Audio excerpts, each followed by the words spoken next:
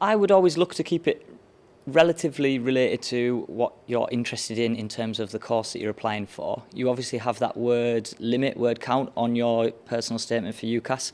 So any hobbies, interests that you're adding to that, then great, it gives that personal reflection of yourself and what you are interested in. But if it is something that you're interested in that is related to your course or the course that you study now, then that's also great because it shows that your passions and that what you're interested in and what motivates you is what you want to study and what you want to go to university for as well. You will read different sort of hints and tips online, if you like, or hear different versions of how you should write personal statements, what works best. The key is in the title. It is very personal to you. I wouldn't necessarily say you have to start with a question. Different people that you speak to will say that that works well, and others will say that they prefer to, get straight into different, aspects of why you want to go to the uni. How to start it is very much your own choice. It's often sort of like any piece of work that you're putting together is a real clear introduction to either yourself or why is you're applying to university, and give that real bold message at the start, and then build from there really into the sort of meat of your subject of, what interests you about the course, what is it on your current studies that you can relate and apply to the degree that you're applying to, what is it about you as an individual that sets you aside really from the others that are applying to the same course, and what makes you stand out.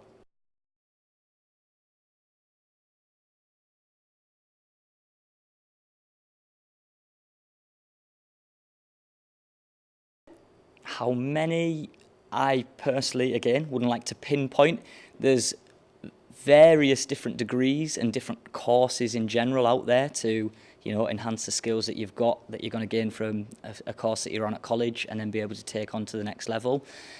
From those courses, there's obviously lots of strands of different opportunities and, employment opportunities. So within something like editing, that could be all kinds of different avenues of editing. There's, film editing. There is all kinds of different genres. There is all kinds of different media networks.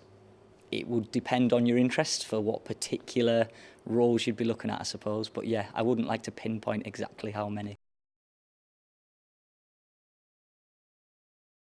For more creative jobs, I think for any job that you're applying for, whether it's be creative or, slightly more away from a creative setting, would be why you're right for the role. So yes, obviously if it's a creative role, you want to show that you are a creative individual and highlight your creative skills and experiences.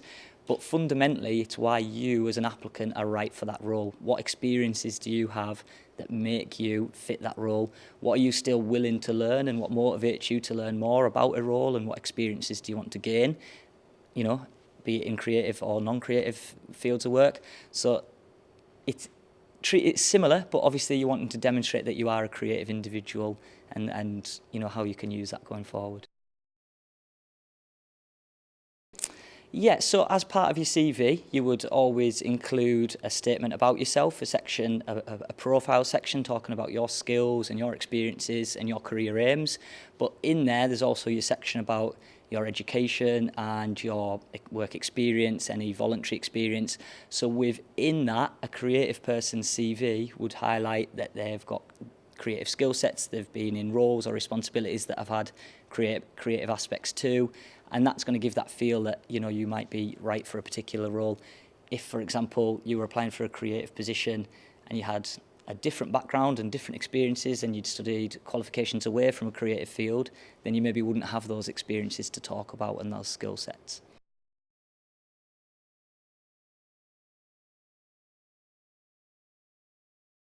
So there is obviously lots of different options available for when you're leaving school or sixth form or college. Again, like we've sort of discussed, it is very dependent on you as an individual. So university is right for some people, and that can be a great option to further your study. For others, you might be looking to get straight into employment. That might be via an apprenticeship route or an internship route where you're going to gain hands-on experience while you're earning, a wage alongside that. Or it might be that you're looking at other experiences that you can gain, again, to get maybe more transferable skills, so employment away from the course that you've been studying that's going to help enhance you in the future for what you're wanting to go and study. There's all kinds of different routes that you can look at in terms of employment or apprenticeships or university, full-time employment. So it is very much dependent on what you see yourself going on to do next.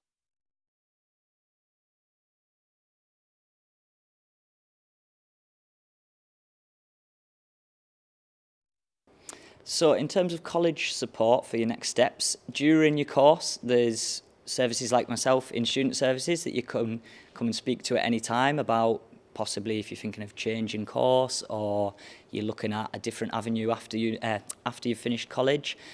Towards the end of your course or any time after Christmas really, you'll have a sit down with your course tutor and talk about your progression and have a progression review, and in that you'll discuss, are you planning on returning, say, here to college for a further year?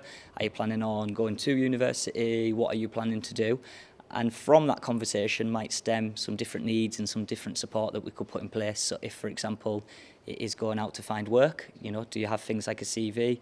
Are you confident with your interview skills? Do you want to run any mock interviews? Anything like that we can do to support you to progress into your next destination, then that's what we would look to do with you from that moment.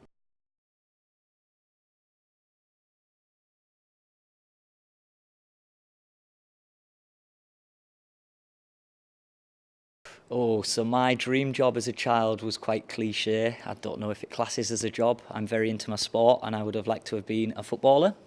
Growing on from that, I got more interested into the psychology side of things, and that's why I went on to university to study that, and that is something I'm still interested in, the psychology of how not just sports people work, but how others work as well, and why we behave the way we do.